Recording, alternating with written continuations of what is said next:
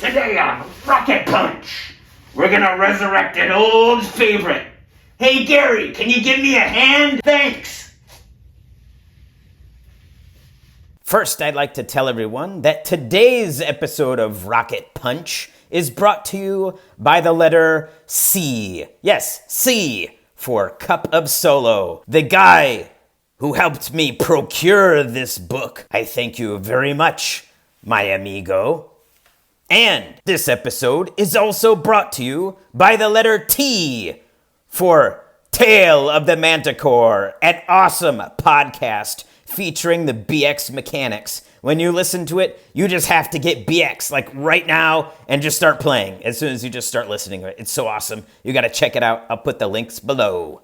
All right, today's special treat is the Dungeons & Dragons BX Omnibus. Yes, this book takes both the basic and expert and smashes them together into one great tome. Here we got the basic cover, which I love. I love this Errol Otis cover. It's so awesome. It just makes me want to play right now. And look at this back cover. I love it. I love this wizard and how he's like casting this spell and looking through this cloud, and you can see inside there. And actually, they're kind of breaking the third wall of the spell there. That's pretty awesome.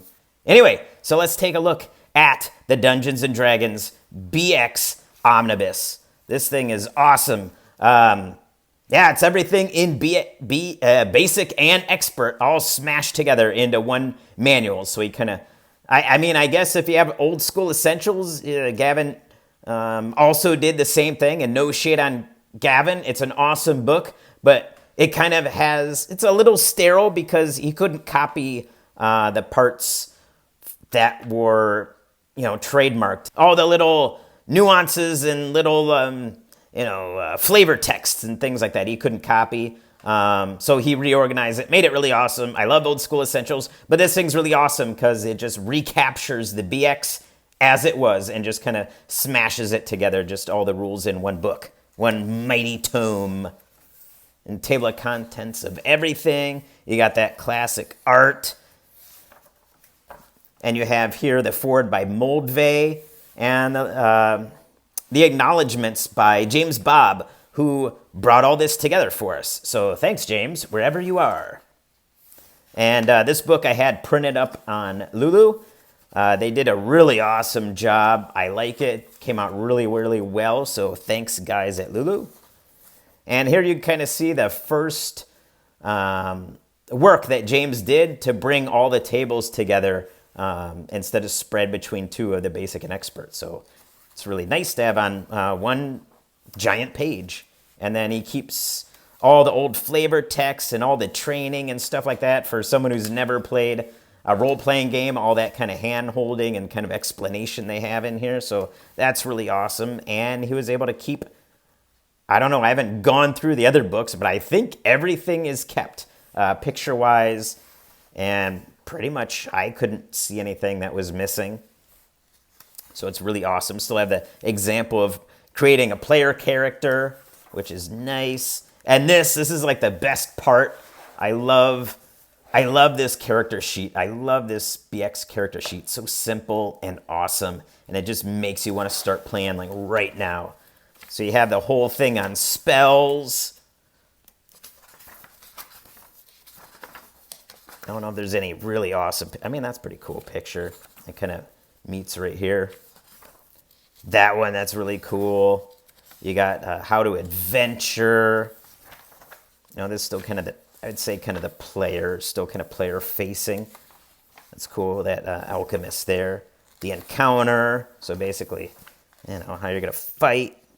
Talks about party size, which was really big back in the day. You'd have you could have huge groups play. You got the optional rules here for the optional variable weapon damage. So, I don't know, I kind of like both ways. The classic D6, the D20 D6. But also it's kind of nice to have different values for your weapons.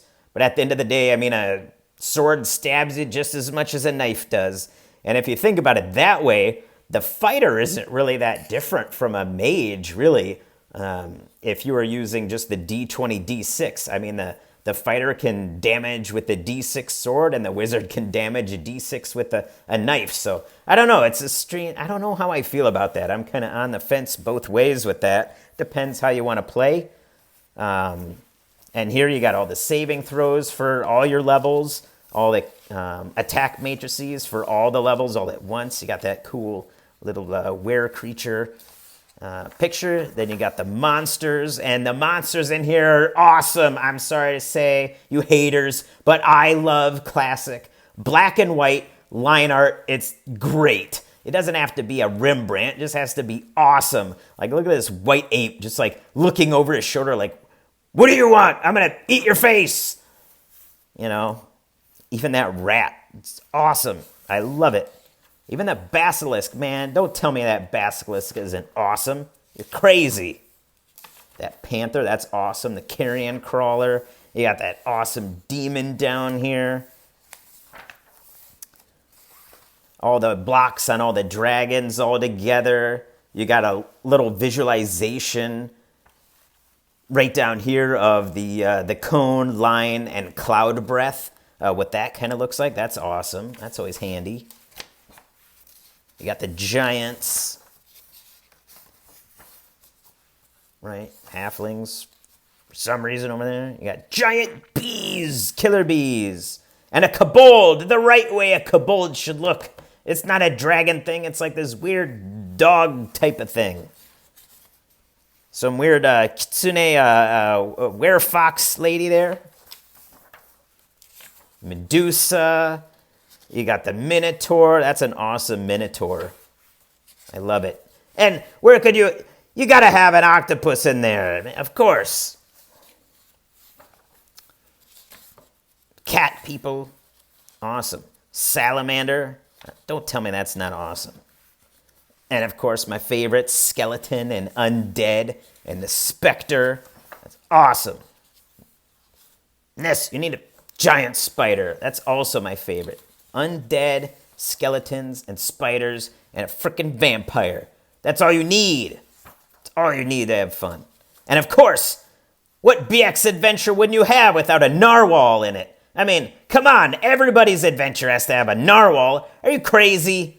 Are you even playing BX if you don't have a narwhal in your adventure? Get out of here. You narwhal not having adventurers. And white, sorry. And all the treasure.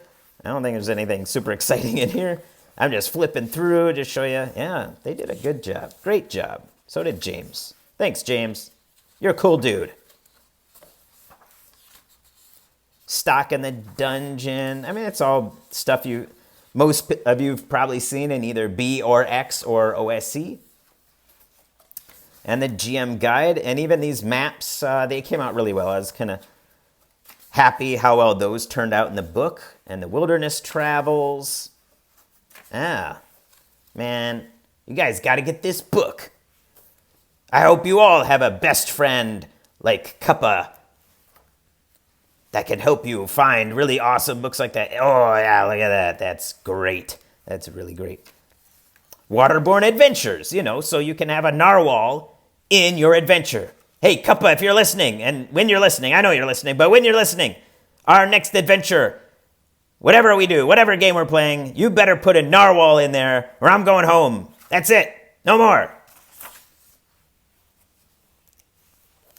And there you go. You even have the Gen Con convention little, I don't know what you call that. Note? I don't know.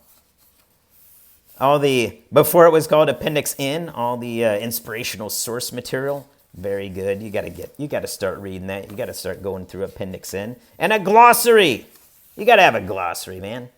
And this awesome white page, you got to put it in there. So yeah, this is was the BX Omnibus. Very awesome. I'm very happy I picked this up, and I hope you guys can pick it up too. Until we meet again, I hope you have a very rockety punch day. Here we go, rocket punch! See you later.